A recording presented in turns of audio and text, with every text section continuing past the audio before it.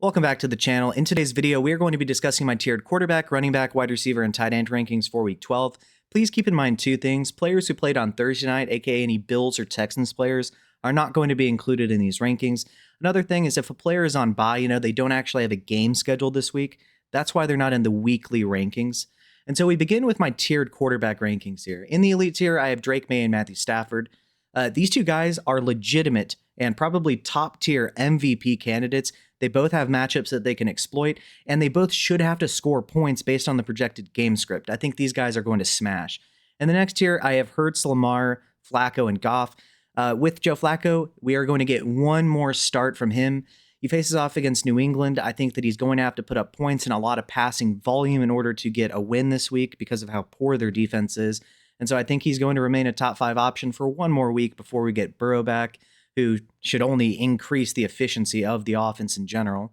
But he is going to be without Jamar Chase, which is a ding, but he's still going to have T. Higgins, he's still going to have Chase Brown, and he's still going to have to try to put up a lot of points. And so I still think he's going to have a lot of volume this week. In the next tier, I have Mahomes, Brissett, and Caleb Williams. With Caleb Williams, he's facing off against Pittsburgh. They are a team that runs a significant amount of man coverage. He does play better against teams that run more man coverage than zone coverage. He's going to have his allotment of assets in the passing game to utilize this week, and I think he's going to have a pretty good week. In the next tier, I have Purdy, Darnold, Prescott, Mayfield, and Bryce Young. I want to mention with Baker Mayfield, he is a legitimate MVP candidate, even if he's viewed maybe as a little bit lesser in that discussion than Drake May or Matthew Stafford right now. But he's facing off against the Los Angeles Rams, who have, I believe, only allowed 13 points per game throughout the duration of their win streak. And so that is a very, very tough matchup. I think he's going to get some volume stats, but I do think we're probably going to see a couple turnovers. In the next tier, I have Daniel Jones and Aaron Rodgers. With Daniel Jones, there's the potential for this to be a week where he kind of gets derailed. Spags' defense in Kansas City, I think, is going to create a lot of issues for him. I still think he's going to need to put up some stats, and I still think that you could definitely do worse, but I don't think we're going to see one of these high upside weeks, and he is on the road. The next tier has T-Law, Jordan Love, and Jameis Winston. I want to mention with Jameis Winston, he is probably one of those quarterbacks where the variance on a week-to-week basis is going to be extreme. I think he is going to be below the median here in terms of quarterbacks that you're looking to start this week, because while Detroit generally has been fantasy friendly, at the same time, their pass rush is still fine, and I don't think that the Giants are going to be able to protect against Aiden Hutchinson. And I do think that we're probably going to see a couple turnovers from him this week. And in the final tier, I have quarterbacks that I just would not feel comfortable starting under any means unless it meant putting potentially leaving the spot empty, or a player that's not even flex worthy. Obviously, an ideal lineup, at least in a super flex setting, you would have 2 quarterbacks in. But this tier is Shuck, McCarthy, Sanders, Geno, Cousins, Taylor, and Cam Ward. With Shedeur Sanders, this is a very tough ranking because Las Vegas does allow points to quarterbacks, but at the same time, I don't know what they're going to do about Max Crosby. I don't know what to expect from Shedeur Sanders.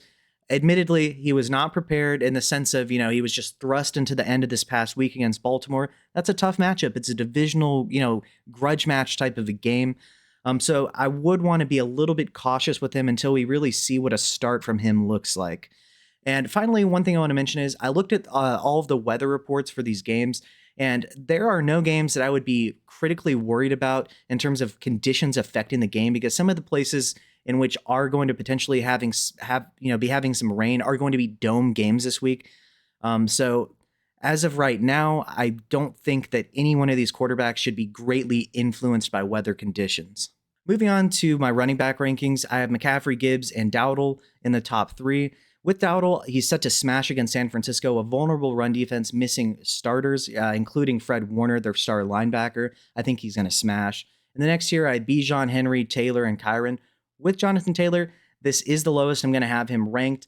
There is a significant risk that Kansas City, who already is a very tough matchup for opposing running backs, does look to sell out to stop him. That has on the surface appeared to be one of the ways to stop this offense in general, is try to clamp down on Taylor. Now he's really good, I would still advise starting him because he's projected to get a good amount of work over plenty of running backs.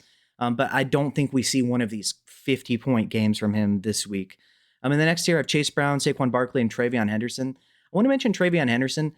So this is a little bit of what I think is going to happen this week, obviously. I think he has done enough in the starts in which he's received to get a lot of the valuable touches. And while he may not necessarily out-carry Ramondre Stevenson this week, I think he's going to get a lot of the third down work because he's looked fine in pass protection. He's been a good receiver out of the backfield, and he's been explosive on the ground. And this matchup is one that he can absolutely exploit against Cincinnati. I think he's going to gash them on the ground through the air, be extremely efficient with the touches in which he's going to be given this week, and I think he sees a relatively decent workload, and I think he's a good bet to score a touchdown. In the next tier, I have Quinshon, Javonte, Etienne, Jacobs, Walker, and Hall. I want to mention Josh Jacobs. The Packers did elevate a running back from the practice squad up to the active roster, so he may end up missing this game. Please keep that in mind. As of now, I'm projecting him to play because there's nothing definitive, but you'll definitely need to pay attention to that come game time. And the next tier, I have Sean Tucker, Montgomery, Swift, Genty, and Hunt. I want to mention Sean Tucker. He exploded against the Bills this past week. This is a brutal matchup here against the Rams. I think he's a talented runner, a little bit inconsistent at times, but I think that we should not be expecting a 30-point game from him this week because the matchup is truly brutal. In the next tier, I have Kamara, Warren, Stevenson, Jones, Tootin, and Charbonnet. I want to mention Bashul Tootin. He and Etienne, it's a little bit tricky because I don't think they're going to necessarily get the ludicrous amount of total rushing volume that they were able to achieve as a duo this past week when they were demolishing the Chargers. So I think that I would probably feel a lot safer with Etienne than I would with Tootin, but Tootin is even more explosive in my opinion. Maybe not quite as consistently efficient with his rushing, but I do think that he's an upside play here against the Cardinals. In the next tier, I have Wilson, Gainwell, Knight, Tracy, and Spears. I want to mention Kenny Gainwell. He absolutely went off this past week. I don't think we can expect that much utilization, but I do think it's fair to expect him to kind of work himself more into the rotation because at certain points this year, and especially last week, he's looked explosive, and especially in the passing game. And in the final tier, I have White, Algier, Brian Robinson Jr., and Pollard. I want to mention B-Rob here. He's starting to get more work. He's becoming a much more likely candidate on a weekly basis to score touchdowns. And I think he's going to start working himself into being a consistent kind of, admittedly low end, but still a weekly flex play that could give you legitimate, if he happens to score a touchdown, RB2, even if it's low end RB2 upside. And I want to give a special shout out to my Patreon members. Thank you to Big Hunt, SP, Mage Jack, Infamy MTG, AOYOB, and The Dawn. Without your support, this would not be possible. As you're probably well aware if you've been watching my videos for a while, I cannot get monetized because of the film breakdowns I do and even just the little videos I have where I have clips of plays in them. They get demonetized every single time, making it, therefore, impossible to collect any revenue. So, obviously, your support is greatly appreciated. And if you are so inclined to become a member, the perks would be you will get access to a private Discord where we have both a real life and fantasy football chat, as well as a voice chat if you just don't want to have to type a bunch of stuff. I'll also give you detailed roster breakdowns and roster reviews where we talk about the strengths and weaknesses of your team. Then we kind of break it down further by looking into the scoring settings themselves and the starting lineup requirements to help you build the best team to help you dominate for years to come. In both Dynasty and then in Redraft, obviously, I'd help you with a good, solid game plan, especially if you know where you're drafting from. Then also give you detailed trade advice based on your specific league settings to help you dominate. Also give you access to private live streams and the ability to not only see videos at least one day early, but also the ability to suggest videos that you would like to be created. So if you would like to support the channel, I would really appreciate it. If not, just please like and subscribe. Let's get back to the video. Moving on to my tiered wide receiver rankings. In the elite tier, I have JSN, Puka, and Amon-Ra St. Brown. All three have exploitable matchups. All three are elite wide receiver ones. I don't really think there's much to explain.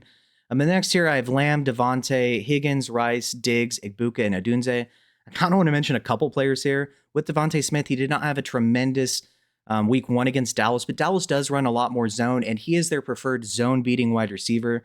And so I'm a little bit higher on him than usual and lower on A.J. Brown. T. Higgins, I think he, admittedly, while he does have to face off against Christian Gonzalez, he is going to be the wide receiver one. Flacco can get in the ball, and I think he's going to have to put up volume being Flacco for this team to have any semblance of a chance to win this week. And so I think that T. Higgins is a high upside bet this week. And I want to mention Stephon Diggs. I think he is starting to become more like the Stephon Diggs of the past. And I think that he, in an exploitable matchup that also should require, once again, a lot of passing volume, I think he is a smash wide receiver one this week. In the next tier, I have Olave, Adams, Pickens, and McMillan. With George Pickens, I think that he's still a good bet, is generally a high-end wide receiver two with explosive wide receiver one upside, but I would caution people not to expect 7 for 140 and a touchdown every single week. And this matchup is not nearly as advantageous as last week's for him. In the next tier, I have Pittman, Jefferson, and Jamo. Jamo, ever since Dan Campbell took over, has been on a tear, at least compared to what he gave us previously. And he's starting to creep up into, solid wide receiver two with also, like Pickens, wide receiver one territory in terms of the potential upside on a weekly basis.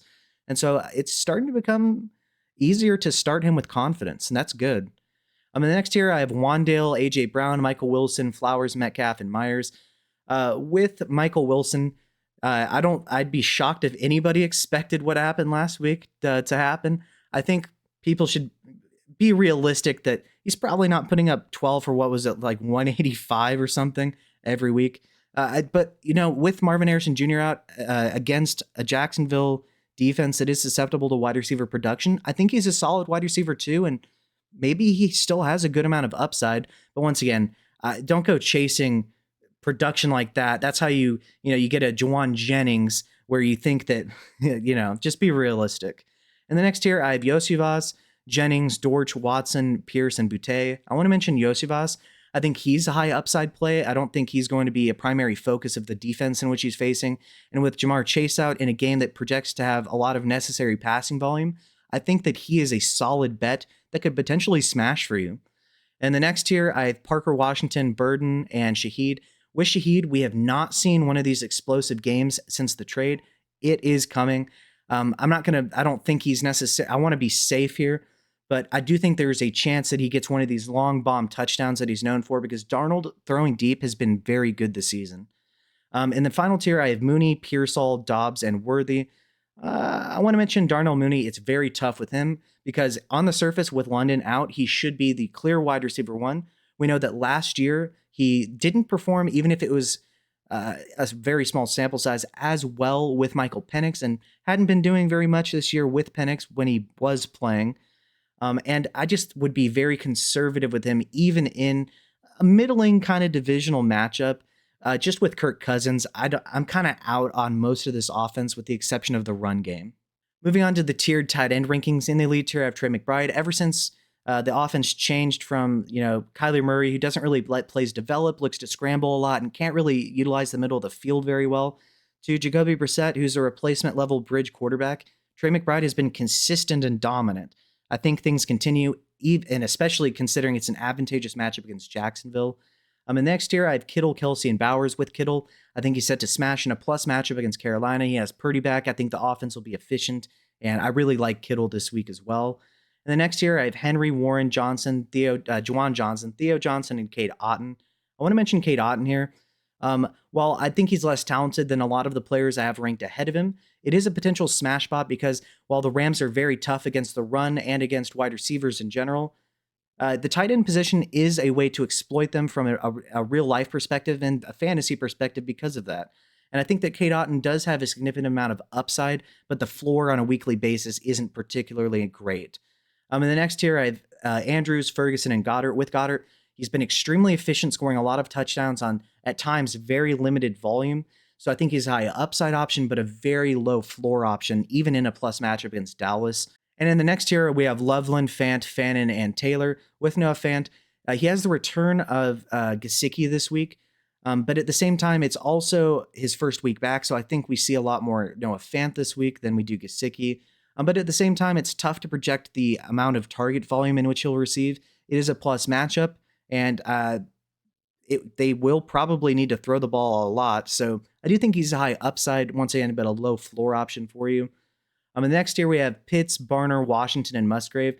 With Luke Musgrave, the Packers said that they want to get him running more routes. Does that exactly mean getting more target volume? Because those are two different things. And so with the Packers offense, it's very tough to trust anyone really on a weekly basis in the passing game. It could be anybody, and it's usually pretty spread out. So I would be a little bit cautious because even though, Tucker Kraft had explosive upside, is great after the catch, he was still inconsistent in his volume as well. So I would warn you with Musgrave, even after the positive comments. But at the same time, what if they actually mean it? And what if running more routes equates to more target volume? There is upside. And in the final tier, I have Hawkinson and Njoku, Gunnar Helm, and Jatavian Sanders.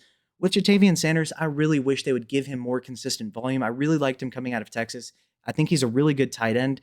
He's been inconsistent, and the offense as a whole has been extremely inconsistent. It's either been great or terrible. So I think that he's also high upside weekly option. It's just the floor is basically nothing at times. But where do you agree? Where do you disagree? Let me know if you have any lineup questions. I'll try to answer them below. If you would be so kind, I would really appreciate your support via Patreon. I'm doing this full time now, and so your support is greatly appreciated. But if you cannot or you do not wish to, if you could just like the video, subscribe to the channel, leave a comment below. It helps with the algorithm.